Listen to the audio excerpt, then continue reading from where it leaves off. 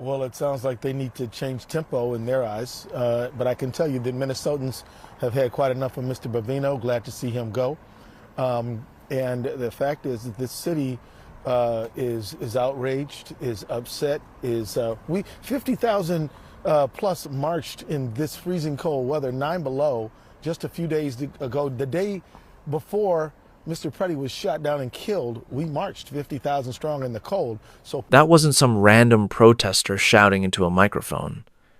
That was the Minnesota Attorney General on national television, openly saying he's glad a federal Border Patrol chief is gone.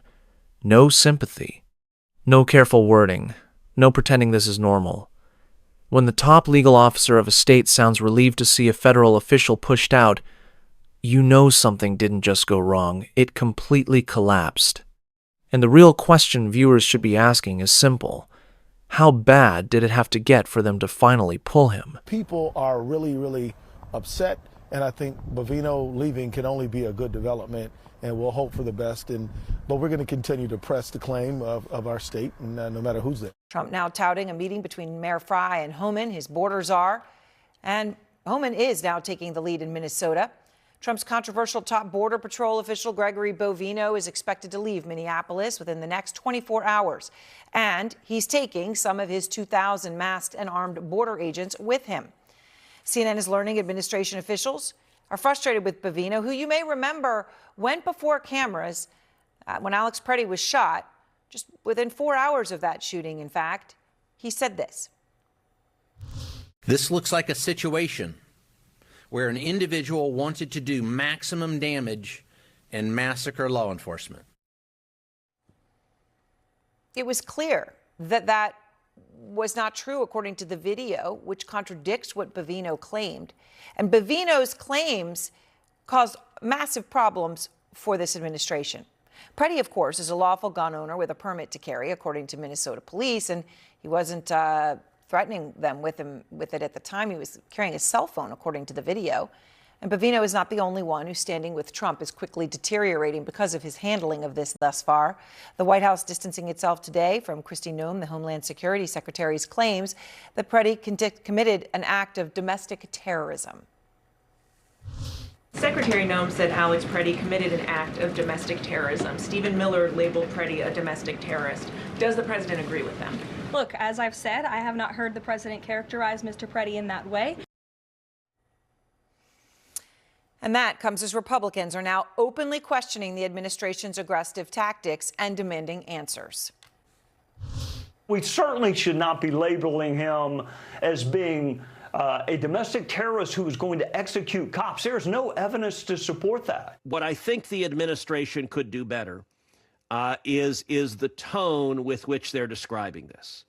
That immediately when an incident like this happens, they come out guns blazing, that we took out a violent terrorist, hooray. So what's the goal right now? Is it to deport every single non-U.S. citizen? I don't think that's what Americans want. I mean, it's pretty stunning when you hear that, right? It's loud and clear. And we've now got new video, as I said, coming into out front of the incident in Minneapolis that shows the moments leading up to the shooting. And I'm going to speak to the two witnesses who filmed this encounter with these videos. But this is the moment the entire narrative falls apart. Because once the video comes out, the confidence disappears. Suddenly, the same officials who were throwing around words like terrorist and assassin start walking everything back. No gun raised, no attack, no imminent threat. Just claims that don't survive even basic scrutiny. And viewers aren't stupid when the footage contradicts the talking points. People don't wonder who's right. They already know. First, let's go to Sarah Seidner. She is out front live in Minneapolis. And Sarah, you were there when Alex Preddy was killed. You were there when Minneapolis erupted afterwards. And now, obviously, Bovino leaving, real repercussions from him are very significant. But what are protesters telling you? They are significant from a 35,000-foot view. But on the ground, it's too little too late. They have already killed 2 American citizens and shot another person in less than a month. And people here are like, look, we have asked again and again for ICE to leave this community. Not just the protesters, not just the resident, not just some of the business owners here, but the governor and the mayor. And so for those who are here, those who are mourning Alex Preddy, the 37-year-old ICU nurse who worked at the Veterans Hospital, for them, it is almost a slap in the face. They want ICE and federal agents out of here. All of them, not some of them, not a few of them, all of them. Sources now tell CNN that Border Patrol Commander Bovino and some of his agents are expected to leave Minneapolis tomorrow. Now, this shift in tone from the White House follows 2 days of top Trump administration officials making what can only be called blatant misrepresentations about Saturday's killing of Alex Preddy, a 37-year-old VA ICU nurse from Minneapolis. Department of Homeland Security Secretary Kristi Noem said without evidence that Preddy brandished a gun and committed an act of domestic terrorism. Trump senior advisor Stephen Miller called him an assassin. Bovino said Preddy assaulted law enforcement. False, false, false, false. Those statements all at best inconsistent with what we can all see on the videos of the shooting, and at worst, egregious lies. Either way, these officials are being called out as such, even by opinion journalists who are normally quite supportive of the administration. The Wall Street Journal and the Free Press editorial boards, even the New York Post editorial board, wrote today, quote, "Mr. President, the American people didn't vote for these scenes, and you can't continue to order them to not believe their lying eyes," unquote. Even Leavitt wouldn't stand by the Noem and Miller lies today. Secretary Noem said Alex Preddy committed an act of domestic terrorism. Stephen Miller labeled Preddy a domestic terrorist. Does the president agree with them? Look, as I've said, I have not heard the president characterize Mr. Preddy in that way. However, I have heard the president say he wants to let the facts in the investigation lead itself. Was he alarmed to hear his top officials referring to him in that way, rushing to that judgment? Danny, go ahead. Let's start with CNN's Anderson Cooper, who's in Minneapolis. Anderson, tell us what you're seeing and hearing there today, now that it appears as though the president is sidelining Bovino and sending in border czar Tom Homan.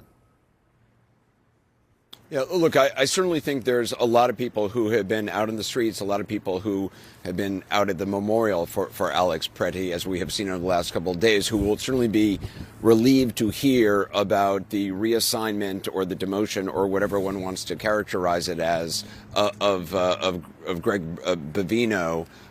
There certainly has not been much confidence in his ability to tell the truth or his ability to control any of the agents or many of the agents under his alleged leadership. And I think, so you hear people I've talked to are pleased by that news, unclear exactly what it means to have Tom Homan coming in. Obviously, there's some people who are going to read that as a good development, anything that brings some sort of order and sense of decent policing by some of these agents from Border Patrol or ICE. I mean, we've all seen the images of what happened to Alex Preddy, the tactics that the local police here, the city police, have been decrying by many of these Border Patrol agents, by these masked ICE agents who seem to answer to no one. And as you know, the federal government is now in charge. The Border Patrol, ICE, is in charge of investigating what happened, whether they're investigating their own officers or investigating Alex Preddy as a domestic terrorist, as the Secretary of Homeland Security labeled him, as you've been reporting, and Gregory Bovino as well, and Stephen Miller. That is unclear. So there's a lot of skepticism. There's a lot of fear and anger here.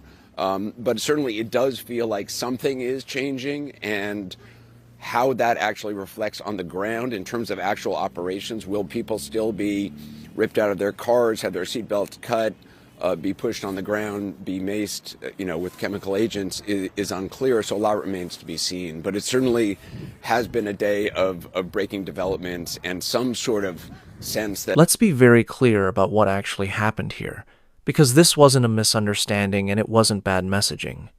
This was a credibility collapse. Officials rushed out statements before the facts were in. They used the most extreme language possible. They painted a picture that the video simply does not support. And once that video was public, the entire story started to unravel. That's why Bovino isn't standing in front of cameras anymore. Not because the system suddenly became fair, but because the narrative couldn't survive daylight. When even newspapers and editorial boards that usually defend this administration start calling out blatant misrepresentations, that's not media bias, that's damage control failing in real time. And notice how quickly the tone changed. 1 minute it's certainty and accusations, the next minute it's distancing, silence, and careful wording. That tells you everything. Because confidence doesn't evaporate unless it was never backed by facts in the first place. People on the ground aren't celebrating. They're angry. They're skeptical. They're asking whether anything actually changes or if this is just one name removed to protect the rest of the system. And when the Attorney General of Minnesota says he's glad you're gone, that's not reform, that's a public verdict. This isn't about left versus right.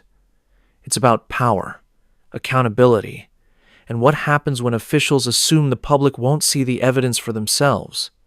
This time, they did. And once people see it, there's no unseeing it. So now it's on you. Was this a necessary removal after a serious failure?